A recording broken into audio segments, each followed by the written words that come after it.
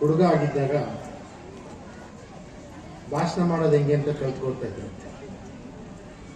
ಅವರು ದಲಿತ್ ಕೇರಿಲಿದ್ರು, ಶ್ರೀರಾಮ್ಪುರದಲ್ಲಿದ್ದರು. ಅವರ ಚಿಕ್ಕಪ್ಪ ಅವ್ರಿಗೊಂದು ಪ್ಲಾನ್ ಹೇಳ್ಕೊಡ್ತಾರೆ. ನೀನಿಲ್ಲಿರುವ ಮೂಟೆ, ತಟ್ಟೆ, ಲೋಟ ಎಲ್ಲಾನ ಇಟ್ಕೊಂಡು ತಟ್ಟೆಯವರೇ, ಲೋಟದವರೇ, ಚೊಂಬಿನವರೇ ಅಂತ ಹೇಳಿ ಹೇಳಿ ಪ್ರಾಕ್ಟೀಸ್ ಮಾಡೋದು. ಅದೊಂದನ್ನು ಬಿಟ್ಟರೆ ಸಾಹಿತ್ಯ ಸಮ್ಮೇಳನಗಳು ಯಶಸ್ವಿ ಆಗ್ತವೆ ಅಂತ ನಾನು. ಯಾಕೆಂದ್ರೆ ಎಲ್ಲರಿಗೂ ಒಂದೊಂದು ಸಾಲಿನಲ್ಲಿ ಇವರೇ ಅವರೇ ಮಾಡಿ ಮಾಡಿ ಜನ ಓಡೋಗ್ತಾರೆ ಅಷ್ಟೇ. ನಾನು ಇವ್ರಿಗೆ ಹೇಳ್ತಾ ಇಲ್ಲ, ಇವರು ಹೆಡ್ ಆಫ್ ದಿ ಡಿಪಾರ್ಟ್ಮೆಂಟ್ ಅಲ್ಲಿದ್ದಾರೆ ನೋಡಿ, ಇಲ್ಲಿ ಬೆಂಗಳೂರಿನಲ್ಲಿದ್ದಾರೆ ನೋಡಿ, ಅವರಿಂದ ಈ ಕಾಯಿಲೆ ಎಲ್ಲರಿಗೂ ಬಂದಿದೆ. ರವಿ ನನ್ನ ಜೊತೆ ಸೇರ್ಕೊಂಡು ಅವೆಲ್ಲ ಬಿಟ್ಬಿಟ್ಟಿದ್ದ ಅವನು ಸರ್, ಬಹಳ ನೀಟಾಗಿ. ಯಾಕೆ ಹೇಳ್ತೀನಿ ಅಂದ್ರೆ, ನಾನು ಭಾರತದಾದ್ಯಂತ ಬಹಳ ದೊಡ್ಡ ಲಿಟ್ರರಿ ಫೆಸ್ಟಿವಲ್ಗಳನ್ನು ಹೋಗುವ ಒಂದು ಅವಕಾಶ ಸಿಗ್ತಾ ಇರ್ತದಲ್ಲ, ಎಷ್ಟು ಕ್ರಿಸ್ಪ್ ಆಗಿ 20-30 ನಿಮಿಷಗಳಲ್ಲಿ ಜಗತ್ತಿನ ಸಾಹಿತ್ಯವನ್ನ ಚಿಂತನೆ ಮಾಡುವ ಸಾಧ್ಯತೆ ಇರುತ್ತೆ. ಅದಕ್ಕೆ ನಾನು ಇನ್ನಷ್ಟು ತಾವು ಕ್ರಿಸ್ಪ್ ಆಗಿ ಮಾಡಿ ಅಂತ ಸಲಹೆ ಕೊಡ್ತಾ ಇದ್ದೀನಿ. ಯಾಕೆಂದ್ರೆ 200 ಜನ ಲೇಖಕಿಯರಲ್ಲಿ ಭಾಗವಹಿಸಿದ್ದಾರೆ ಅಂತ ಹೇಳಿದ್ರೆ ಇದು ಬಹಳ ಅದ್ಭುತವಾದದ್ದು. ಇಲ್ಲಿ ಮಿಡ್ಲ್ ಸ್ಕೂಲ್ ಗ್ರೌಂಡ್ ಅಲ್ಲಿ ನಿಂತು ನಾನು ಮಾತಾಡ್ತಾ ಇರ್ಬೇಕಾದ್ರೆ ನನ್ನ ಜೀವನದ ಮೊದಲನೆಯ ಭಾಷಣ ನಮ್ಮೂರಲ್ಲಿ ಮಾಡ್ತಾ ಇರೋದು. ಇಲ್ಲಿ ನಿಂತ್ಕೊಂಡ್ರೆ ನನಗೆ ಇದೇ ಸ್ಕೂಲಿನ ಕಟ್ಟೆ ಮೇಲೆ ಮೇಷ್ಟು ನನ್ನ ಪ್ರಜಾವಾಣಿ ಓದೋದಕ್ಕೆ ಹೇಳ್ತಾ ಇದ್ರು. ಅಷ್ಟೊತ್ತಿಗಾಗಲೇ ನಮ್ಮ ತಾಯಿ ನನಗೆ ಚೆನ್ನಾಗಿ ಕನ್ನಡ ಭಾಷೆಯನ್ನ, ಇಂಗ್ಲಿಷ್ ಅಕ್ಷರಗಳನ್ನ,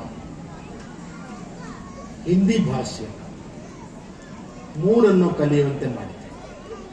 ಅದಕ್ಕಾಗಿ ಈ ನೆಲದಲ್ಲಿ ನಿಂತು ನನ್ನೆಲ್ಲ ಸಾಧನೆಗಳಿಗೆ ಅಕಸ್ಮಾತ್ ಸಾಧನೆ ಅಂತ ಅನ್ನುವುದಾದರೆ ನನ್ನ ತಾಯಿಯವರಿಗೆ ನಾನು ಋಣಿಯಾಗಿದ್ದೇನೆ.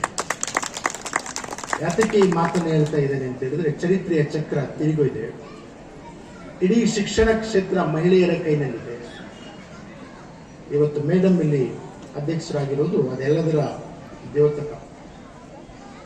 ಶಿಕ್ಷಕಿಯರ ಕೈನಲ್ಲಿ ಎಜುಕೇಶನ್ ಇದೆ ಅನ್ನೋದನ್ನ ಮತ್ತೆ ಒತ್ತಿ ಹೇಳ್ತಾ ಇದ್ದೀನಿ. ಇಡೀ ಪ್ರೈವೇಟ್ ಎಜುಕೇಶನ್, ಇಡೀ TCH ಎಜುಕೇಶನ್ ಶಿಕ್ಷಕಿಯರ ಕೈನಲ್ಲಿ. ಇಷ್ಟು ಶಿಕ್ಷಕಿಯರಿದ್ರೂ ಕೂಡ, ಇಷ್ಟು ತಾಯಂದ್ರು ಟೀಚ್ ಮಾಡ್ತಾ ಇದ್ರು ಕೂಡ, ಯಾಕೆ ಕೋಮು ದ್ವೇಷ, ಯಾಕೆ ಜಾತಿ ದ್ವೇಷ, ಯಾಕೆ ಹಿಂದೂ ಮುಸ್ಲಿಂ ನಡುವಣ ದ್ವೇಷವನ್ನು ಹೆಚ್ಚಿಸಲಾಗ್ತಾ ಇದೆ, ಯಾಕೆ ಜಾತಿಗಳ ನಡುವೆ ಗೊಂದಲಗಳನ್ನು ಸೃಷ್ಟಿಸಲಾಗ್ತಾ ಇದೆ? ಈ ರಾಜಕೀಯ ಮರ್ಮವನ್ನು ನಾವು ಅರ್ಥ ಮಾಡ್ಕೊಳ್ಳದೆ ಇದ್ರೆ ನಾವು ಸಮಾಜವನ್ನು ಸರಿಯಾಗಿ ಅರ್ಥ ಮಾಡ್ಕೊಳ್ತಿಲ್ಲ ಅಂತ.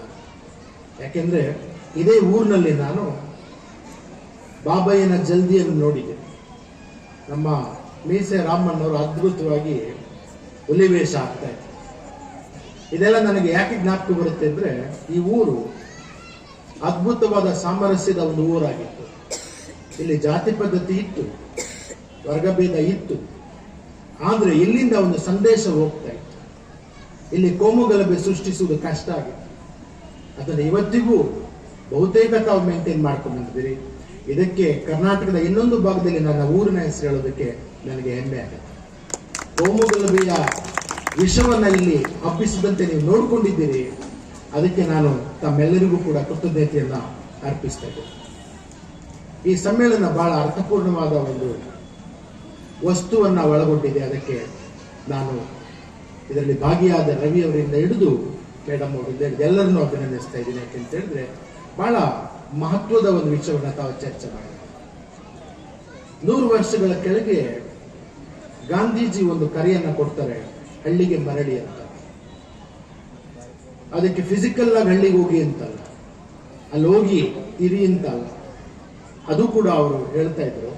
ಆದ್ರೆ ಹಳ್ಳಿಗಳಿಗೆ ಮರಳಿ ಅಂತ ಅವ್ರು ಹೇಳಿದ್ದು, ಹಳ್ಳಿಗಳ ದೃಷ್ಟಿಯಿಂದ ನೀವು ಸಮಾಜವನ್ನ ಕಟ್ಟಿ, ಹಳ್ಳಿಗಳ ದೃಷ್ಟಿಯಿಂದ ಬಜೆಟ್ ಅನ್ನ ಮಾಡಿ. ಈಗ ಮಾನ್ಯ ಸಿದ್ದರಾಮಯ್ಯ ಒಂದು ಬಜೆಟ್ ಮಾಡಿದ್ರೆ ಅವರು ಬಾಲ್ಯದಲ್ಲಿ ಹಳ್ಳಿಯಿಂದ ಬಂದ ಕಾರಣಕ್ಕಾಗಿ ಆ ಬಜೆಟ್ನಲ್ಲಿ ಹಳ್ಳಿಗಳಿಗೆ ಏನಾಗಬೇಕು ಅನ್ನೋ ಒಂದು ಕಲ್ಪನೆ ಅವರಿಗಿದೆ. ಬೊಮ್ಮಾಯಿಯವರ ಬಜೆಟ್ನಲ್ಲಿ ಅದಿರಲಿಲ್ಲ. ನಾನು ರಾಜಕಾರಣ ಮಾತಾಡ್ತಾ ಇಲ್ಲ, ತಮಗೆ ಅರ್ಥ ಆಗಲಿ ಅಂತ ನಾನು ಅದನ್ನು ಹೇಳ್ತಾ ಇದ್ದೀನಿ. ಹಳ್ಳಿಯಿಂದ ಬಂದ ಒಬ್ಬ ವೈದ್ಯಾಧಿಕಾರಿಗೆ, ಹಳ್ಳಿಯಿಂದ ಬಂದ ಒಬ್ಬ ಕ್ಲರ್ಕ್ಗೆ, ಹಳ್ಳಿಯಿಂದ ಬಂದ ನಮ್ಮ ರಾಜಣ್ಣ ಅವರಿಗೆ, ನನ್ನ ಪ್ರಿಯ ಮಿತ್ರರವರು, ಇವರಿಗೆ ಹಳ್ಳಿಗಳ ಕಷ್ಟ ಗೊತ್ತಿತ್ತು. ಹಳ್ಳಿಯಿಂದ ಬಂದ ಒಬ್ಬ ಮೇಸ್ಟ್ರಿಗೆ, ಒಬ್ಬ ಹುಡುಗನಿಗೆ ಯಾಕೆ ಇನ್ಫೀರಿಯರಿಟಿ ಕಾಂಪ್ಲೆಕ್ಸ್ ಇರುತ್ತೆ ಅಂತ ಗೊತ್ತಾಗ್ತದೆ. ನಾನು ಅದಕ್ಕೆ ಯಾವತ್ತೂ ಬ್ಯಾಕ್ ಬೆಂಚಲ್ಲಿ ಯಾರು ಕೂತಿದ್ದಾರೆ, ಇವತ್ತು ಯೂನಿವರ್ಸಿಟಿಯಲ್ಲಿ ನಾನಿದ್ರು ಕೂಡ ನಾನೆಲ್ಲ ಹಂತದಲ್ಲೂ ಟೀಚ್ ಮಾಡ್ಕೊಂಡು ಹೋಗಿದ್ದೇನೆ. ಜೂನಿಯರ್ ಕಾಲೇಜಿಂದ ಮತ್ತೆ ಯೂನಿವರ್ಸಿಟಿವರೆಗೂ ಮತ್ತೆ ವಿವಿಧ ಹಂತದಲ್ಲಿ ಟೀಚ್ ಮಾಡಿದ್ದೀನಿ. ಕಡೆಯ ಬೆಂಚ್ನಲ್ಲಿ ಯಾರು ಕೂತಿರ್ತಾನೆ ಅಥವಾ ಕೂತಿರ್ತಾಳೆ, ಇವಳನ್ನ ನಾನು ಯಾಕೆ ನೋಡ್ತೀನಿ ಅಂತ ಹೇಳಿದ್ರೆ, ನನಗೆ ಗಾಂಧಿಯೇ ಅದಕ್ಕೆ ಉತ್ತರ. ಬಿಕಾಸ್ ಅಂಟು ದಿಸ್ ಲಾಸ್ಟ್, ನಾವು ಕಡೆಯ ವ್ಯಕ್ತಿಯಿಂದ ನೋಡಬೇಕು ಅಂತ ಅಂಕ ತೆಗೆದಿದ್ದ 98. ನನ್ನ ಗೆಳೆಯನ ಮಗ ಬಂದ್ರು 98 ಸಂತೋಷ. ಆದರೆ 98 ತೆಗೆಯುವ ಮನೆಗೂ ಗ್ರಾಮೀಣ ಪ್ರದೇಶದಿಂದ ಬಂದ ಒಬ್ಬ ಹುಡುಗಿಗೆ ವ್ಯತ್ಯಾಸ ಇದೆ. ಅದಕ್ಕೆ ಗ್ರಾಮೀಣ ಕೃಪಾಂಕ ಅಂತ ಬಂಗಾರಪ್ಪನವರ ಸರ್ಕಾರದಲ್ಲಿ ಬಂದಿದೆ. ಯಾಕೆ ಅಂತ ಹೇಳಿದ್ರೆ, ಹಳ್ಳಿಯಿಂದ ಬಂದ ಮಕ್ಕಳನ್ನ ಸಬಲೀಕರಣಗೊಳಿಸ್ಬೇಕು, ಮಹಿಳೆಯರನ್ನ ಸಬಲೀಕರಣಗೊಳಿಸ್ಬೇಕು. ಈ ಚಿಂತನೆಗಳು ಎಲ್ಲಿಂದ ಬಂತು ಗ್ರಾಮಕ್ಕೆ ಅಂತ ಹೇಳಿದ್ರೆ, ಗಾಂಧಿ ಅಂಬೇಡ್ಕರ್ ಇಬ್ಬರನ್ನು ನಾವು ನೆನೆಸ್ಕೋಬೇಕು. ಯಾಕೆ ಅಂತ ಹೇಳಿದ್ರೆ, ಗಾಂಧಿ ಹಳ್ಳಿಗಳಿಗೆ ಹಿಂತಿರುಗಿ ಅಂತ ಹೇಳಿದ್ರು, ಅಂಬೇಡ್ಕರ್ ಹಳ್ಳಿಗಳ ನರಕಗಳಾಗಿವೆ, ಅವುಗಳನ್ನ ಬಿಟ್ಟು ಬನ್ನಿ ಅಂತ. ಇಬ್ರು ಹೇಳ್ತಾ ಇರೋದು ಅವುಗಳನ್ನ ಚೇಂಜ್ ಮಾಡಿ, ಅವುಗಳನ್ನ ಬದಲಾಯಿಸಿ. ಗಾಂಧಿಯ ಗ್ರಾಮವೂ ಬದಲಾಗಿದೆ, ಅಂಬೇಡ್ಕರ್ ಅವರು ಹೇಳ್ತಾ ಇರೋ ಗ್ರಾಮವೂ ಮುಂದಕ್ಕೋಗಿದೆ. ಕಡೆಗೂ ಅಂಬೇಡ್ಕರ್ ಮಾತೆ ನಿಜ ಆಗಿದೆ ಅಂತ ಕಾಣುತ್ತೆ. ಅಲ್ಲಿ ಸಿಟಿಯಿಂದ ಮತ್ತೆ ಬರಬೇಕು ಅನೇಕ ವಾದಗಳು. ನಿನ್ನೆ ತಾವು ನಾಟಕ ನೋಡಿದ್ರೆ ಪ್ರೊಫೆಸರ್ ಎಂ ಡಿ ನಂಜುಂಡಸ್ವಾಮಿ ಅವರ ಬಾಯಿನಲ್ಲಿ ಒಂದು ಮಾತು ಬರುತ್ತೆ, ನೀವು ನೋಡಿದ್ದೀರಿ. ಪ್ರೊಫೆಸರ್ ನಂಜುಂಡಸ್ವಾಮಿ ಅವರು ಜರ್ಮನಿಗೆ ಹೋಗಿ ಬಂದರು. ಪ್ರೊಫೆಸರ್ ನಂಜುಂಡಸ್ವಾಮಿ ಅವರು ವಿಶ್ವ ರೈತ ನಾಯಕರಾದರು. ಪ್ರೊಫೆಸರ್ ನಂಜುಂಡಸ್ವಾಮಿ ಅವರು ಜಿನೇವಾದಲ್ಲಿ ವಿಶ್ವ ಯಾವುದು ಸಂಸ್ಥೆ ಇದೆಯಲ್ಲ, ಯಾವುದು ವರ್ಲ್ಡ್ ಟ್ರೇಡ್ ಆರ್ಗನೈಸೇಷನ್ ಇದೆಯಲ್ಲ, ವಿಶ್ವ ವ್ಯಾಪಾರ ಸಂಸ್ಥೆ, ಅದರ ವಿರುದ್ಧ ಪ್ರತಿಭಟನೆಯನ್ನ ಮಾಡಿದ್ರು. ಅಷ್ಟೊಂದು ಥಿಯರಿಯನ್ನ ಕಟ್ಟಿ ವಾಪಸ್ ಎಲ್ಲಿಗೆ ಬಂದು ಅಂತ ಹೇಳಿದ್ರೆ, ಹಳ್ಳಿಗಳಲ್ಲಿ ಬೀಜಗಳನ್ನು ಹೇಗೆ ರಕ್ಷಣೆ ಮಾಡ್ತಾ ಇದೆ ಅಂತ ವಾಪಸ್ ಬಂತು. ನೀವು ಮಾಡ್ತಾ ಇರುವ ಚರ್ಚೆ ಇದೆಯಲ್ಲ, ಅದು ಬಹಳ ಇಂಪಾರ್ಟೆಂಟ್ ಅಂತ ಯಾಕೆ ಹೇಳ್ತಾ ಇದ್ದೀನಿ ಅಂತ ಹೇಳಿದ್ರೆ, ಗ್ರಾಮದ ವಿಸ್ಡಮ್ಗೂ ಕೂಡ ನಾವು ವಾಪಸ್ ಬರ್ತಾ ಇರ್ತೇವೆ. ಸಿಗ್ಮಂಡ್ ಫ್ರಾಯ್ಡ್ ಅವರು ಒಂದು ಬಹಳ ಅದ್ಭುತವಾದ ಮಾತನ್ನು ಹೇಳ್ತಾರೆ, ದೊಡ್ಡ ಮನೋವಿಜ್ಞಾನಿಗಳು. ಅವ್ರು ಹೇಳ್ತಾರೆ, ಸಹಸ್ರಾರು ವರ್ಷಗಳಿಂದ ಹರಿದು ಬಂದಿರುವ ಭಾಷೆಯಲ್ಲಿ ನಿರಂತರ ಬಿಚ್ಚಿಕೊಳ್ಳುತ್ತಾ ಒಂದು ಜ್ಞಾನ ಇದೆ. ಇವತ್ತಿನ ಜ್ಞಾನ ಒಂದಾದ್ರೆ ಸಹಸ್ರಾರು ವರ್ಷಗಳ ಭಾಷೆಯಿಂದನೇ ಬಂದಿದೆ. ನಾನು ಗುಲ್ಬರ್ಗ ಪ್ರದೇಶದಲ್ಲಿ 2 ವರ್ಷ ಕೆಲಸ ಮಾಡ್ತಾ ಇದ್ದೆ. ಆಗ ಇದಕ್ಕಿದ್ದಂಗೆ ದಾರಿನಲ್ಲಿ ಒಂದು ಜಗಳ ನಡೀತಾ ಇತ್ತು. ಒಬ್ಬ ಗಂಡ ಮತ್ತು ಹೆಂಡತಿ ನಡುವೆ ಜಗಳಾಡದೇ ಅವ್ರನ್ನ ಯಾರೋ ಗಂಡ ಹೆಂಡತಿ ಅಂತ ಅವ್ರು ಆಡ್ತಾ ಇದ್ರು. ಆಡ್ತಾ ಇದ್ರು. ಅವನು ಹೇಳ್ದೆ, ಅವನವನ 4 ಮಾತು ಬರ್ತಾವ ನಡಿ. ಇದು ಭಾಷೆಯಲ್ಲೇ ಬಿಚ್ಚಿಕೊಳ್ತಾ ಹೋಗೋ ವಿಚಾರ. ಇದಕ್ಕೆ ಕೋರ್ಟ್ಗೆ ಹೋಗುವ, ಡೈವರ್ಸ್ಗೆ ಹೋಗುವ, ಲಾಯರ್ ಹತ್ರ ಹೋಗುವ, ಜಡ್ಜ್ ಹತ್ರ ಹೋಗುವ ಎಲ್ಲ ಸಾಧ್ಯತೆಗಳಿತ್ತು. ಆ ಭಾಷೆಯ ಒಳಗಿರೋ ಒಂದು ನುಡಿಗಟ್ಟು ಅದನ್ನ ಬದಲಾಯಿಸ್ತೀವಿ. ನಾನು ದಯವಿಟ್ಟು ಅವಾಚ್ಯ ಶಬ್ದ ಬಳಸ್ತಾ ಇಲ್ಲ, ಅವನು ಹೇಳ್ತಾ ಇರೋ ಜವಾರಿ ಮಾತನ್ನು ನಿಮ್ಗೆ ಹೇಳ್ತಾ ಇದ್ದೀರಿ. ಅವನವನ 4 ಮಾತು ಬರ್ತಾವ ನಡಿ ಅಂತ ಗಂಡ ಹೆಂಡತಿ ಜಗಳ ಅಲ್ಲಿಗೆ ಮುಗೀತು. ಇದನ್ನ ಯಾತಕ್ಕೆ ಹೇಳ್ತಾ ಇದ್ದೀನಿ ಅಂತ ಹೇಳಿದ್ರೆ, ಭಾಷೆಯ ಒಳಗೆ ಒಂದು ವಿಸ್ಡಮ್ ಇದೆ, ಗ್ರಾಮದ ಒಳಗೆ ಒಂದು ವಿಸ್ಡಮ್ ಇದೆ. ಅದನ್ನ ನಂಜುಂಡಸ್ವಾಮಿ ಅವರು 10,000 ವರ್ಷಗಳಿಂದ ಕೃಷಿ ಮಾಡಿರುವ ಒಂದು ದೇಶದಲ್ಲಿ ತಮ್ಮ ಬೀಜಗಳನ್ನು ಹೇಗೆ ರಕ್ಷಣೆ ಮಾಡಬೇಕು ಅಂತ ಒಂದು ಜ್ಞಾನ ಇದೆ, ಅದನ್ನೂ ಪಡೆಯೋಣ. ಆದ್ರೆ ಕೊಳೆತು ಹೋಗಿದ್ರೆ ಹಳ್ಳಿ ಅಂಬೇಡ್ಕರ್ ಅವರಿಂದನೂ ಜ್ಞಾನವನ್ನ ನಾವು ಪಡೆಯೋಣ. ಅಂದ್ರೆ ದೇಸಿಯನ್ನ ಚರ್ಚೆ ಮಾಡಬೇಕಾದ್ರೆ ದೇಸಿಯ ಒಳಗೆ ಯಾವುದು ಜೀವಂತ, ಯಾವುದು ಮೃತ ಅನ್ನುವ ಕಲ್ಪನೆ ನಮ್ಮ ಒಳಗೆ ಇರಬೇಕು. ಆ ಹಿನ್ನೆಲೆಯಲ್ಲಿ ನಾವು ಈ ಚರ್ಚೆಯನ್ನ 2 ದಿವಸದಿಂದ ಮಾಡಿದ್ವಿ ಅಂತ ಕಾಣುತ್ತೆ. ಆಫ್ರಿಕಾದಿಂದ ಬೀಜ ತಗೊಂಡು ಬರ್ತಾರೆ ಬೆಂಗಳೂರಿಗೆ. ಕಳೆದ 20 ವರ್ಷಗಳ ಹಿಂದೆ ಯಾವಾಗ ರೈತ ಚಳುವಳಿ ಶುರುವಾಯಿತು, ಆಫ್ರಿಕಾದಿಂದ ಬೀಜಗಳನ್ನ ಇಲ್ಲಿ ತಗೊಂಡ್ಬರ್ತಾರೆ, ಭಾರತದ ಬೀಜಗಳನ್ನ ವಾಪಸ್ಸು ಆಫ್ರಿಕಕ್ಕೆ ಕಳಿಸ್ತಾರೆ. ಆಫ್ರಿಕಾದ ವಿಸ್ಡಮ್, ಆಫ್ರಿಕಾದ ದೇಸಿ ಒಂದು ಜ್ಞಾನ, ಭಾರತದ ಹಳ್ಳಿಗಳ ಒಂದು ದೇಸಿ ಜ್ಞಾನ ಅವತ್ತು ವಿನಿಮಯ ಆಗುತ್ತೆ. ಇದನ್ನೇ ಸಾಹಿತ್ಯದ ಭಾಷೆಯಲ್ಲಿ ಸ್ಥಳೀಕ ಮತ್ತು ವಿಶ್ವಕ ಅಂತ ಕರೀತೀವಿ. ಯಾವುದು ಲೋಕಲ್ ಇರುತ್ತೆ ಅದು ಲೋಕಲ್ಲು, ಅದು ಗ್ಲೋಬಲ್ಗೆ ಹೋಗುತ್ತೆ. ಆ ಮಾತು ಯಾವಾಗಲೂ ಬರುತ್ತೆ. ರೈಟರ್ ಆಗಿ ಇಲ್ಲಿ 200 ಜನ ಲೇಖಕರು ಭಾಗವಹಿಸಿದ್ರಲ್ಲ, ಅವರು ತಪ್ಪದೇ ಜ್ಞಾಪಕ ಇಟ್ಕೊಳ್ಬೇಕಾದ ವಿಚಾರ ಏನಂತ ಹೇಳಿದ್ರೆ, ಲಂಕೇಶರು ಬಹಳ ಚೆನ್ನಾಗಿ ಹೇಳಿದ್ರು. ಅನೇಕ ಕಡೆ ರಸಬಾಳೆ ಬೆಳೆಯುತ್ತೆ, ಆದ್ರೆ ನಂಜನಗೂಡಿನ ದೇವರಸನಹಳ್ಳಿಯಲ್ಲಿ ಬೆಳೆಯುವ ರಸಬಾಳೆಯ ಕಲ್ಪನೆನೇ ಬೇರೆ. ಅದು ಆ ಮಣ್ಣಿನ ಗುಣ, ಇದು ಈ ಮಣ್ಣಿನ ಗುಣ.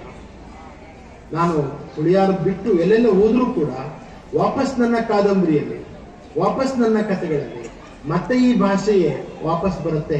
ಅಂದ್ರೆ ಈ ನೆಲಕ್ಕೆ, ನನ್ನ ಇಡೀ ಸಾಹಿತ್ಯ ಕೃಷಿಗೆ ನಾನು ಕೂಡ ಈ ಸಾಹಿತ್ಯಕ್ಕೆ ರೂಢಿಯಾಗಿದ್ದೇನೆ. ನಾನು ಶುರು ಮಾಡಿದ ಮಾತಿಗೆ ಬರ್ತೀನಿ. ಇಲ್ಲಿ ಅನೇಕ ತಾಯಂದಿರಿದ್ದಾರೆ ಮತ್ತು ಮಕ್ಕಳಿದ್ದಾರೆ. ನಿಮಗೆ ಒಂದು ಜ್ಞಾಪಕ ಇದೆ, ತಾಯಂದಿರು ಆಸ್ತಿ ಕೊಟ್ಟು ಬೆಳೆಸಿದ ಮಕ್ಕಳು ದೊಡ್ಡ ಮಟ್ಟ ತಲುಪ್ತಾರೆ ಅಂದ್ರೆ ಜಗತ್ತಿನಲ್ಲಿ ಸಾಬೀತಾಗಿದೆ. ಸೊ ತಾಯಂದಿರು ಮೊದಲು ಕೆಲವು ತ್ಯಾಗಗಳನ್ನ ಮಾಡಬೇಕು. ಅದರಲ್ಲಿ ಮೊದಲನೆಯದಾಗಿ, ಒಂದನೇ ತ್ಯಾಗ ಟಿವಿ ತ್ಯಾಗ, ಎರಡನೇ ತ್ಯಾಗ ಮೊಬೈಲ್ ತ್ಯಾಗ. ಇವೆರಡು ಬಿಡದೇ ಇದ್ರೆ ಮಕ್ಕಳ ಭವಿಷ್ಯ ಬಹಳ ಕಷ್ಟ. ಹಂಗಂತ ಚಪ್ಪಾಳೆ ಹೊಡೆಯೋ ಗಂಡಸರು ನೀವು ಬಿಡಬೇಡಿ ಅಂತ ನಾನು ಹೇಳ್ತಾ ಇಲ್ಲ. ಇದು ನೋಡಿ, ಇಲ್ಲೇ ಶುರು ಮಾಡ್ಬಿಟ್ರು ಪಾಲಿಟಿಕ್ಸ್. ಯಾಕೆ ಅಂತ ಇದಕ್ಕೂ ಕೂಡ ನಾನು ವೈಜ್ಞಾನಿಕವಾದ ಕಾರಣವನ್ನೇ, ಜಗತ್ತಿನ ಅಂಕಿಅಂಶಗಳ ಕಾರಣವನ್ನ ಕೊಡ್ತಾ ಇದ್ದೀನಿ. ನಮ್ಮ ಮೇಲೆ ಯಾರು ಈ ಮೊಬೈಲ್ ಅನ್ನ ಹೇರಿದ್ದಾರೆ, ಅದೇ ಅಮೆರಿಕದಲ್ಲಿ ಮತ್ತು ಯುರೋಪಿನಲ್ಲಿ ಒಂದು ಚರ್ಚೆ, ಒಂದು ಎಕ್ಸ್ಪೆರಿಮೆಂಟ್ ಮಾಡಿದ್ದಾರೆ. ಒಂದು ಕ್ಲಾಸ್ನಲ್ಲಿ, ಒಂದು ತರಗತಿಯ 20 ಹುಡುಗ ಹುಡುಗಿಯರನ್ನ ಕಂಪ್ಯೂಟರ್, ಲ್ಯಾಪ್ಟಾಪ್, ಮೊಬೈಲ್ ನಲ್ಲಿ ಇನ್ನು 20 ಹುಡುಗ ಹುಡುಗಿಯರನ್ನ ಅವೇನೂ ಇಲ್ಲದೆ ಕಲಿಸಿದ್ದಾರೆ. ಮತ್ತೆ ಪೂರ್ವವಾಗಿದೆ, ಯಾರು ನೇರವಾಗಿ ಕೇಳಿದ್ದಾರೆ, ಯಾರು ನೇರವಾಗಿ ಟೀಚರಿಂದ ಕೇಳಿದ್ದಾರೆ, ಅವರು ಹೆಚ್ಚು ಅಂಕಗಳನ್ನ, ಹೆಚ್ಚು ಬುದ್ಧಿಯನ್ನ ಮತ್ತು ಹೆಚ್ಚು ಜ್ಞಾನವನ್ನ ಪಡೆಯೋದಕ್ಕೆ ಸಾಧ್ಯ. ಇದು ದಿವಸದ ಪೂರ್ವ. ಇದು ನಿಮ್ಗೆ ಜ್ಞಾಪಕ. ಯಾಕೆ ಅಂತ ಹೇಳ್ತೀನಿ. ಸ್ಕ್ರೀನ್ ಇದೆಯಲ್ಲ, ಸ್ಕ್ರೀನು ನಮ್ಮನ್ನ ಆಕರ್ಷಿಸುತ್ತೆ, ಒಳಗೆ ಇಳಿಯಲ್ಲ. ಇದು ನಿಮ್ಗೆ ಮತ್ತೆ ಇದನ್ನ ನೀವು ನೋಡಿ ಚೆಕ್ ಮಾಡ್ಕೊಳ್ಳಿ. ಸ್ಕ್ರೀನ್ ವಿಜುವಲ್, ಅದು ತೆರೆ. ಈ ಕಾಲವನ್ನ ತೆರೆಯುಗ ಅಂತ ಕರೀತಾರೆ. ಈ ಕಾಲ ಯಾವುದು ಅಂತಂದ್ರೆ ಏಜ್ ಆಫ್ ದ ಸ್ಕ್ರೀನ್ ಅಂತ ಕರೀತಾರೆ. ಎಲ್ಲರೂ ಸ್ಕ್ರೀನ್ ಅಲ್ಲೇ ನೋಡ್ತಾರೆ. ಆದ್ರೆ ಒಳಗೆ ಇಳಿಯುವುದು ಅಕ್ಷರ, ಒಳಗೆ ಇಳಿಯುವುದು ಪುಸ್ತಕ.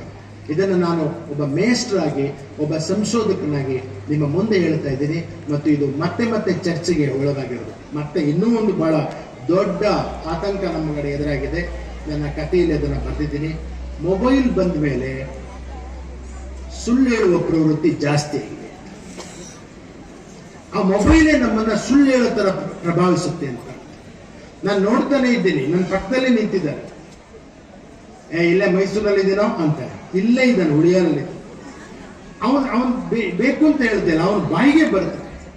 ಮೊಬೈಲ್ ಅನ್ನುವುದು ನೋಡಿ, ನಾವೇ ದುಡ್ಡು ಕೊಟ್ಟು, ನಾವೇ ಅಷ್ಟೊಂದು ಕೆಲಸ ಮಾಡಿ, ನಮ್ಮ ಟೈಮನ್ನು ಕೊಟ್ಟು ನಮಗೆ ಸುಳ್ಳು ಹೇಳುವ ಅಭ್ಯಾಸ ಅನ್ನೋದು ಕಲಿಸ್ತಾ ಇದೆ ಅಂದ್ರೆ ಇದ್ರಲ್ಲಿ ಏನೋ ಒಂದು ಸಮಸ್ಯೆ ಇದೆ. ಇದನ್ನ ನಾನು ನಿಮ್ಮ ಗಮನಕ್ಕೆ ಯಾಕೆ ತಂದೆ ಅಂತ ಹೇಳಿದ್ರೆ, ನಾವು ನಗರದಿಂದ ಏನೇನು ಬರುತ್ತೆ, ಅದರಲ್ಲಿಂದ ಏನೇನು ಬರ್ತಾ ಇದೆ, ಏನ್ ನೋಡ್ತಾ ಇದ್ದೀವಿ. ಒಬ್ಬ ಜಾಣ ಹುಡುಗ ಹುಡುಗಿ ಅದ್ರಲ್ಲಿ ಏನ್ ನೋಡ್ತಾ ಇದ್ದಾರೆ, ನಮ್ಮ ಹುಡುಗ ಹುಡುಗಿರ ಅದ್ರಲ್ಲಿ ಏನ್ ಮಾಡ್ತಾ ಇದ್ದಾರೆ. ಮೊಬೈಲ್ ನಲ್ಲಿ, ಸೋಷಿಯಲ್ ಮೀಡಿಯಾದಲ್ಲಿ ಯಾರು ಬಿಡ್ತಾ ಇದ್ದಾರೆ ನಿಮ್ಗೆ ಏನಾದ್ರು ಗೊತ್ತಿದೆಯಾ? ಒಂದು ಮೆಸೇಜ್ 1000 ಮೆಸೇಜ್ ಆಗುವ, 1000 ಮೆಸೇಜ್ 10,000 ಮೆಸೇಜ್ ಆಗುವ, 10,000 ಮೆಸೇಜ್ 1,00,000 ಮೆಸೇಜ್ ಆಗುವ ಕಾರ್ಖಾನೆಗಳನ್ನ ರಾಜಕೀಯ ಪಕ್ಷಗಳು ತಯಾರು ಮಾಡಿವೆ. ನಿಮ್ಗೆ ಗೊತ್ತಿದೆ. ಯಾರ್ದಾರ ಪರವಾಗಿ 1,00,000 ಲೈಕ್ಸ್ ಬಂದಿದೆ ಅಂತ ಹೇಳಿದ್ರೆ ಅವೆಲ್ಲ ಕಳ್ಳ ಲೈಕ್ಗಳು ಅಂತ ನಿಮ್ಗೆ ಜ್ಞಾಪಕ ಇರಲಿ. ಇವೆಲ್ಲ ಸುಳ್ಳು ಲೈಕ್ಗಳು ಅಂತ ನಿಮ್ಗೆ ಜ್ಞಾಪಕ ಇರಲಿ. ಯಾಕೆ ಅಂತ ಹೇಳಿದ್ರೆ ಇವುಗಳನ್ನ ಸೃಷ್ಟಿ ಮಾಡಿ, ನಗರವು ಇದನ್ನ ಸೃಷ್ಟಿ ಮಾಡಿ ಹಳ್ಳಿಗಳ ಮೇಲೆ ಹಾಕ್ತಾ ಇದೆ. ನಗರಗಳ ಮಕ್ಕಳು ಅವುಗಳನ್ನ ಪಕ್ಕಕ್ಕಿಟ್ಟು ಅವರು ಜಾಣರಾಗ್ತಿದ್ದಾರೆ. ಹಳ್ಳಿಗಳ ಮಕ್ಕಳು ಇದನ್ನ ನೋಡಿ ನೋಡಿ ಮತ್ತೆ ಹಿಂದಕ್ಕೆ ಸರಿತಾ ಇದ್ದಾರೆ. ಐಕ್ಯೂ ನೀವು ನೋಡಿದ್ರೆ ಗೊತ್ತಾಗ್ತಾ ಇದೆ. ಈ ಅಂಶವನ್ನು ನಾಗಾಗ್ಬಿಟ್ಟು ನಗರದಿಂದ ಏನನ್ನ ಪಡೀಬೇಕು, ನಗರವು ಹಳ್ಳಿಗಳಿಗೆ ಏನನ್ನ ಕೊಡಬೇಕು, ಹಳ್ಳಿಯಿಂದ ನಗರ ಏನನ್ನು ಪಡೀಬೇಕು ಅನ್ನುವುದರ ಬಗ್ಗೆ ಹೆಚ್ಚು ಸ್ಪಷ್ಟತೆ ಇರಬೇಕು ಅಂತ ಕಾಣುತ್ತೆ. 20ನೇ ಶತಮಾನದ ಆರಂಭದಲ್ಲಿ ಕಾನೂರು ಗೆಡ್ತಿ ಬಂದಾಗ ನಿಮ್ಗೆ ಗೊತ್ತಿದೆ, ಅಕಸ್ಮಾತ್ ಓದಿದ್ರೆ, ಯಾಕಂದ್ರೆ ವೀರ ಕನ್ನಡಿಗರು ಓದುವುದನ್ನ ಬಿಟ್ಟು ನೋಡಿದೀನಿ ಸರ್, ನಿಮ್ ಪುಸ್ತಕ ನೋಡಿದೆ ಸರ್, ಎಲ್ಲ ನೋಡಿ ನೋಡಿ ರೂಢಿ ಆಗ್ಬಿಟ್ಟು ನಾನು ನೋಡಿದೆ ಸರ್ ಅನಕ್ರು ನೋಡಿದೆ. ಹೂವಯ್ಯ ವಾಪಸ್ ಮೈಸೂರಿಂದ ವಾಪಸ್ ಊರಿಗೆ ಬರ್ತಾನೆ. ಊರಿಗೆ ಬಂದು ಏನೇನೋ ಬದಲಾವಣೆ ಮಾಡ್ತಾನೆ. ಅವರ ಮೈಸೂರಿಂದ ತಾತ್ವಿಕತೆಯನ್ನು ತಂದ. 20ನೇ ಶತಮಾನದ ಕಡೆಗೆ ಕುಸುಂಬಾಲೆ ಅಂತ ಇನ್ನೊಂದು ಕಾದಂಬರಿ ಬರ್ತದೆ. ಚನ್ನನ ಕೊಲೆಯಾಗಿದೆ, ದಲಿತ ಚನ್ನನ ಕೊಲೆಯಾಗಿದೆ ಹಳ್ಳಿನಲ್ಲಿ. ಆ ದಲಿತ ಚನ್ನನ ಕೊಲೆಯನ್ನು ಪ್ರತಿಭಟಿಸಲು ನಗರದಿಂದ ಅಂಬೇಡ್ಕರ್ ಫೋಟೋ ಇಟ್ಕೊಂಡು ದಲಿತ ಸಂಘರ್ಷ ಸಮಿತಿಯ ಕಾರ್ಯಕರ್ತರು ಬರ್ತಾರೆ. ಇದನ್ನ ಯಾಕೆ ಹೇಳಿದೆ ಅಂತ ಹೇಳಿದ್ರೆ, ನಗರದಿಂದ ತಾತ್ವಿಕತೆಗಳು ಬರಬೇಕು, ನಗರದಿಂದ ಮಾರ್ಕ್ಸ್ವಾದ ಬರಬೇಕು, ನಗರದಿಂದ ಅಂಬೇಡ್ಕರ್ವಾದ ಬರಬೇಕು, ನಗರದಿಂದ ವೈಚಾರಿಕತೆ ಬರಬೇಕು, ನಗರದಿಂದ ಫೆಮಿನಿಸಂ ಬರಬೇಕು. ನೀವೇನೋ ತಿಳ್ಕೊಂಡ್ಬಿಟ್ಟಿದ್ದೀರ. ಸ್ತ್ರೀವಾದ ಅನ್ನುವುದು ಇಲ್ಲದೆ ಇದ್ರೆ, ಸ್ತ್ರೀವಾದ ಅನ್ನೋದು ಒಂದು ಇಲ್ಲದೆ ಇದ್ರೆ 50% ಪಂಚಾಯಿತಿನಲ್ಲಿ ಮಹಿಳೆಯರು ಇರೋಕ್ಕೆ ಸಾಧ್ಯನೇ ಇರ್ತಾರೆ. ಇದು ತತ್ವದ ಫಲ ತಿಳ್ಕೊಳ್ಳಿ, ಇದು ಥಿಯರಿಯ ಫಲ. ಇದು ಸೃಷ್ಟಿಯಾಗಿದ್ದು ನಗರದಲ್ಲಿ. ಸೊ ಇದನ್ನು ನಗರನ ವೈಭವೀಕರಿಸೋದಕ್ಕೆ ಹೇಳ್ತಾ ಇಲ್ಲ. ನಗರವನ್ನು ತಗೋಬೇಕು. ನಗರವನ್ನು ಯಾವತ್ತು ತಗೋಬೇಕು? ಸಿಟಿಯಿಂದ ದಡ್ಡಂತ ಬಿಡು. ಟಿವಿ ಚರ್ಚೆನೆಲ್ಲ ನೀವು ತಗೊಳ್ಳೋದು, ಪ್ರೊಡ್ಯೂಸ್ ಮಾಡ್ತಾ ಇರುವ ಸಮ್ಮತಿಯನ್ನು ಉತ್ಪಾದನೆ ಮಾಡ್ತಾ ಟಿವಿ ಚರ್ಚೆಗಳೆಲ್ಲ ತಗೋತಾ ಇರೋದು. ನೀವು ಅಕಸ್ಮಾತ್ ನೋಡಿರ್ಬೋದು. ನಾನು ಒಂದು ಕಾಲಕ್ಕೆ ಟಿವಿಯ ಆಂಕರ್ ಕೂಡ ಆಗಿದ್ದೆ. ಆ ಕಾಲದಲ್ಲಿ ನಾನು ಹತ್ತಿರದಿಂದ ನೋಡಿದ್ದೀನಿ. ಸುಮ್ಮನೆ ಒಂದು ಉದಾಹರಣೆ ಕೊಡ್ತೀನಿ. ನಾನು ಆಂಕರಿಂಗ್ ಇದನ್ನು ನಡೆಸ್ತಾ ಇದ್ದೆ ಈ ಟಿವಿಗೆ. CT ರವಿ ಮತ್ತು ಉಗ್ರಪ್ಪ ಇಬ್ರು ಉಗ್ರವಾದ ಚರ್ಚೆಯಲ್ಲಿ ಇದ್ರು. ನಾನು ಇಬ್ಬರನ್ನು ವೆಲ್ಕಮ್ ಮಾಡಿದ ತಕ್ಷಣ ಇಬ್ರು ಶುರು ಮಾಡಿದ್ರು, ನೀನ್ ಹಾಗೆ ಇಷ್ಟು ಹಲ್ಕ ಮಾತಾಡ್ತಿರ್ಲಿಲ್ಲ, ಇನ್ನು ಸುಮಾರು ಹಲ್ಕ ಮಾತಾಡ್ತಾ ಇದ್ರು, ಇಷ್ಟೊಂದು ಹಲ್ಕ ಮಾತಾಡ್ತಿದ್ರು. ಈವನ್ CT ರವಿ ಕೂಡ ತುಂಬಾ ಇದು ಮಾತಾಡ್ತಾ ಇಲ್ಲ. ಈವನ್ CT ರವಿ ಸುಮಾರಾಗಿ ಮಾತಾಡ್ತಾರೆ. ಉಗ್ರಪ್ಪ ಅವರು ಸ್ಟೈಲಲ್ಲಿ ಮಾತಾಡ್ತಾರೆ. ಏನು ಇಬ್ರಿಬ್ರು ಹೊಡೆದಾಡೋದು ಒಂದು ಬಾಕಿ. ನಾನು ಇದು ಹೊಡೆದಾಟ ಜಾಸ್ತಿ ಆಗಿದೆ, ಈಗ ತೆಗೆದುಕೊಳ್ಳೋಣ ಒಂದು ಪುಟ್ಟ ವಿರಾಮ ಅಂತ ಹೇಳಿದೆ. ನಿಲ್ಸಿದ ತಕ್ಷಣ ಇವರಿಬ್ರು ಏನೋ 100 ವರ್ಷದ ಸ್ನೇಹಿತರು ಅಪ್ಕೊಳ್ಳೋದೇನು ತಪ್ಕೊಳ್ಳೋದೇನು ಖುಷಿಯಾಗಿತ್ತು. ನೀವಿಲ್ಲಿ ಆ ಬ್ರೇಕ್ನಲ್ಲಿ ಕೂಡ ಕಿರಿಚ್ಕೊಂಡು ಸಾಯ್ತಾರೆ. ಇದನ್ನ ಯಾಕೆ ಹೇಳ್ತಾ ಇದ್ದೀನಿ ಅಂತ ಹೇಳಿದ್ರೆ, ಇವರು ಮಾಡುವ ಕೃತ್ರಿಮ ನಾಟಕಗಳನ್ನ, ಇವರು ನಗರದಲ್ಲಿ ಸೃಷ್ಟಿಸ್ತಾ ಇರೋ ಕೃತ್ರಿಮ ರಾಜಕೀಯ ಚಿಂತನೆಗಳನ್ನ, ಇವರು ನಗರದಲ್ಲಿ ಸೃಷ್ಟಿ ಮಾಡ್ತಾ ಇರೋ ಒಡಕು ತರುವ ಈ ಚಿಂತನೆಗಳನ್ನ ನೀವು ತಗೊಂಡ್ರೆ ಸರ್ವನಾಶ ಆಗುತ್ತೆ. ಸರ್ವನಾಶ. ಇವೆಲ್ಲ ಸೃಷ್ಟಿಸಿದ, ಒಡಕು ಸೃಷ್ಟಿ ಮಾಡುವ, ಮಾರ್ಕೆಟ್ ಓರಿಯೆಂಟೆಡ್ ಆದ, ಮಾರ್ಕೆಟ್ ನೀವು ನೋಡಿದಷ್ಟು ಲಾಭ ತರುವ ಚಿಂತನೆ. ಅದಕ್ಕೆ ಮಹನೀಯರೇ ಮತ್ತು ಮಹಿಳೆಯರೇ, ನಗರದಿಂದ ನಾವು ಏನನ್ನ ತಗೋಬೇಕು ಅನ್ನೋದ್ರ ಬಗೆಗೆ ನಮಗೆ ಸ್ಪಷ್ಟತೆ ಇರಬೇಕು. ಕಡೆಯದಾಗಿ ಒಂದು ಮಾತನ್ನ, ಒಂದು ಅಂಶವನ್ನು ಹೇಳಿ ಮುಗಿಸ್ತೇನೆ.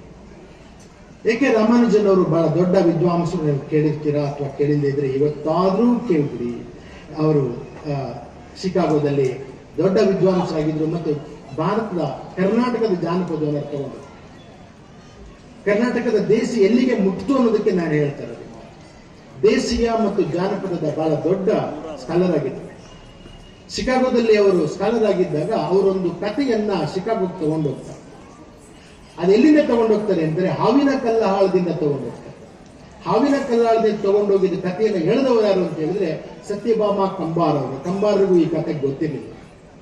ಏಕೆ ರಾಮಾನುಜನ್ ಅವರು ಈ ಜಾನಪದ ಕಥೆಯನ್ನ ಕಂಬಾರರಿಗೆ ಮತ್ತು ಕಾರ್ನಾಡರಿಗೆ ಹೇಳ್ತಾರೆ. ಇದು ನೀವೆಲ್ಲ ನೋಡಿದಿರಿ, ನಾಗಮಂಡಲದಲ್ಲಿ ಸಿನಿಮಾ ಬಂದಿದೆ, ಸಿನಿಸಂಪಿಗೆ ನಾಟಕ ಆಗಿದೆ, ನಾವೆಲ್ಲ ಗಮನಿಸಿದ್ವಿ. ಈ ನಾಟಕ ಪ್ಯೂರ್ ಜಾನಪದ ನಾಟಕ ಆಧುನಿಕರ ಕೈಯಲ್ಲಿ ಸಿಕ್ಕಿ ಆಧುನಿಕ ನಾಟಕವಾಗಿ ಮತ್ತು ಸಿರಿಸಂಪಿಗೆ ನಾಗಮಂಡ 2 ನಾಟಕಗಳಾಗಿ ಪರಿವರ್ತನೆ. ಇದನ್ನ ಯಾಕೆ ಪ್ರಸ್ತಾಪ ಮಾಡ್ತಾ ಇದ್ದೀನಿ ಅಂತ ಹೇಳಿದ್ರೆ, ಮೂಲ ಕಥೆಯನ್ನು ಹೇಳಿರುವ ಹಳ್ಳಿಗ ಹೆಂಗಸಿಗೆ, ಯಾಕಂದ್ರೆ ಜಾನಪದ ಕಥೆಗಳು ಕವಿತೆಗಳು ಹೆಣ್ಣಿನವೇ ಆಗಿರ್ಬೇಕು ಅಂತ ನಾನು ಕೂಡ ವಾದ ಮಾಡ್ತೀನಿ. ಯಾಕೆ ಅಂತ ಹೇಳಿದ್ರೆ, ವರ್ಜಿನಿಯಾ ವುಲ್ಫ್ ಅವರು ನಮ್ಗೆ ಹೇಳ್ಕೊಟ್ಟಿದ್ದಾರೆ, ಜಗತ್ತಿನ ದೊಡ್ಡ ಕಾದಂಬರಿಕಾರ್ತಿ. ಅವಳೇನ್ ಹೇಳ್ತಾಳೆ ಅಂತ ಹೇಳಿದ್ರೆ, ಯಾವುದು ಅನಾಮಿಕ ಸಾಹಿತ್ಯ ಇದ್ದು ಮಹಿಳಾ ಸಾಹಿತ್ಯವೇ ಹೌದು. ಮಹಿಳೆಯರು ತಮ್ಮ ಹೆಸರಾಕೊಂಡು ಬರೆಯಕ್ ಆಗ್ತಾ ಇಲ್ವಲ್ಲ, ಆದ್ರಿಂದ ಇಡೀ ಜನಪದ ಸಾಹಿತ್ಯದಲ್ಲಿ ಮಹಿಳೆಯ ಪಾಲೇ ಹೆಚ್ಚಿಗಿರ್ಬೋದು ಅಂತ ನಾನು ಕೂಡ ಆರ್ಗ್ಯೂ ಮಾಡ್ತೇನೆ. ಇದು ನಿಜ ಇರ್ಬೋದು. ಈ ಕಥೆಯನ್ನು ಹೇಳಿದ ಮಹಿಳೆಗೆ ಹಾವು ಅನ್ನೋದು ಕಾಮದ ಸಂಕೇತ ಅಂತ ಅವಳಿಗೆ ಹೇಗೆ ಹೊಳಿತು? ಹಾವು ಅನ್ನೋದು ಕಾಮದ ಸಂಕೇತ ಅನ್ನೋದವ್ರ ಕಥೆಯಲ್ಲಿ ಬರೀತಾಳೆ.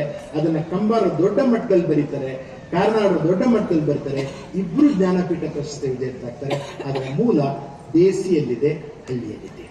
ಸೊ ದೇಸಿ ವಿಶ್ವಕವಾಗುವ, ದೇಸಿ ಜಗತ್ತಿಗೆ ಹೋಗುವ ಒಂದು ಕ್ರಮ. ನನ್ನ ಪ್ರಿಯ ಗುರುಗಳಾದ ಡಾಕ್ಟರ್ DR ನಾಗರಾಜ್ ಅವರು ದೊಡ್ಡ ವಸಾಹತು ವಿರೋಧಿ ಸಿದ್ಧಾಂತಗಳನ್ನು ಕೊಟ್ಟಿದ್ದಾರೆ.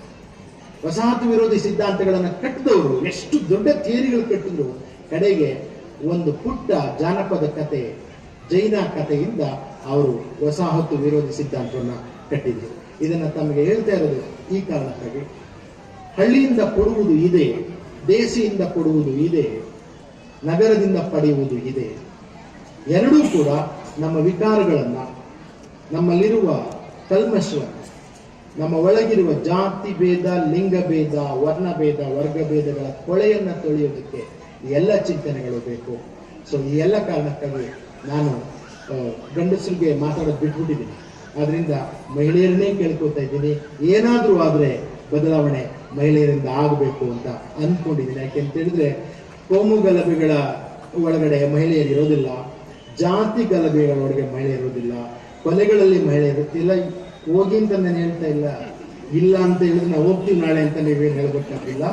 ಇಲ್ಲದೆ ಇರೋದ್ರಿಂದ ನಿಮ್ಮ ಕೈನಲ್ಲಿ ಭಾರತ, ನಿಮ್ಮ ಕೈನಲ್ಲಿ ಸೊಸೈಟಿ. ಮನೆಯ ಮೊದಲ ಪಾಠಶಾಲೆ ಅಂತ ಮೊದಲು ನೀವು ಮಕ್ಕಳಿಗೆ ಜಾತಿ ವಿಷಯವನ್ನ ತುಂಬಬೇಡಿ. ನಿಮ್ಮಿಂದನೂ ಆಗ್ತಾ ಇದೆ ಈ ಸಮಸ್ಯೆ. ಆ ಮಕ್ಕಳು ಸ್ಕೂಲ್ಗೆ ಹೋದ್ರೆ ಜಾತಿ ಬರೋದಿಲ್ಲ, ಮನೆಗೆ ಬಂದ್ರೆ ಜಾತಿ ಬರುತ್ತೆ, ಸಮಾಜಕ್ಕೆ ಬಂದ್ರೆ ಜಾತಿ ಬರುತ್ತೆ, ಶಾಲೆಯಲ್ಲಿ ಅದು ಹೋಗ್ತದೆ. ನಾವೇನ್ ಮಾಡೋಣ ಕ್ಲಾಸಲ್ಲಿ ಕೂತ್ಕೊಂಡು ನೀವು ತುಂಬಿ ಕಳಿಸ್ತೀವಿ. ಅದಕ್ಕೆ ನಿಮ್ಮ ಕೈನಲ್ಲಿ ಇದಕ್ಕೆ ಇನ್ನೂ ಒಂದು ಬೌದ್ಧಿಕ ಕಾರಣವನ್ನು ಕೊಡ್ತೀನಿ. ಯಾವ ಮನಸ್ಸು ಜಾತಿ, ವರ್ಣ, ವರ್ಗ, ಲಿಂಗ ಭೇದಗಳಿಂದ ಮುಕ್ತವಾಗುತ್ತದೋ ಅದು ಪ್ರತಿಭಾಶಾಲಿ ಆಗುತ್ತೆ, ಅದು ಜೀನಿಯಸ್ ಆಗುತ್ತೆ. ಅದು ಜೀನಿಯಸ್ ಮಾಡುವ ಕೆಲಸ ನಿಮ್ಮ ಎದುರುಗಡೆ ಇದೆ. ಕಡೆಯದಾಗಿ ಈ ಊರಿಗೆ ನಾನು ಯಾಕೆ ಋಣಿಯಾಗಿದ್ದೀನಿ ಅಂತ ಹೇಳಿದ್ರೆ, ಈ ಊರು ಸ್ವಾವಲಂಬನೆಯಿಂದ ಬದುಕುವ ಹೆಂಗಸರನ್ನ ಕೊಟ್ಟಿದೆ. ನಾನು ಬಾಲ್ಯದಲ್ಲಿ ನೋಡ್ತಾ ಇದ್ದೆ, ಎಷ್ಟೊಂದು ಜನ ಮಹಿಳೆಯರು ಹೊಲಿಗೆ ಯಂತ್ರ ತುಳಿತಾ ಇದ್ದಾರೆ. ನಮ್ಮ ತಾಯಿ ಕೂಡ ಹೊಲಿಗೆ ಯಂತ್ರ ತುಳಿತಾ ಇದ್ದಾರೆ. ನಮ್ಮ ತಾಯಿ ಹೊಲಿಗೆಯನ್ನು ಟೀಚ್ ಮಾಡ್ತಾ ಇದ್ದಾರೆ. ಇದನ್ನು ಯಾಕೆ ಹೇಳ್ತೀನಿ ಅಂತ ಹೇಳಿದ್ರೆ, ಒಂದು ದಿವಸ ಈ ಊರು ಬಿಟ್ಟು 20 ವರ್ಷ ಆದ್ಮೇಲೆ ನಾನು ಗಾಂಧಿಯನ್ನು ಓದ್ಬೇಕಾದ್ರೆ ಗಾಂಧಿ ಒಂದು ಮಾತು ಹೇಳ್ತಾರೆ, ಗಾಂಧೀಜಿ ನೀವು ಯಂತ್ರ ವಿರೋಧಿ ಅಲ್ವೇ ಅಂತ ಒಬ್ಳು ಕೇಳ್ತಾಳೆ ಫಾರಿನಿಂದ. ಅದಕ್ಕೆ ಗಾಂಧಿ ಹೇಳ್ತಾರೆ, ನಾನೆಲ್ಲಿ ಯಂತ್ರ ವಿರೋಧಿ, ನಾನು ಯಂತ್ರವನ್ನು ಪ್ರೀತಿಸುವೆ. ಸಿಂಗರ್ ಮೆಷಿನ್ ಅನ್ನು ನೋಡು, ಅದು ಎಷ್ಟು ಸುಂದರ. ನಾನು ಥ್ರಿಲ್ ಆಗ್ಬಿಟ್ಟೆ.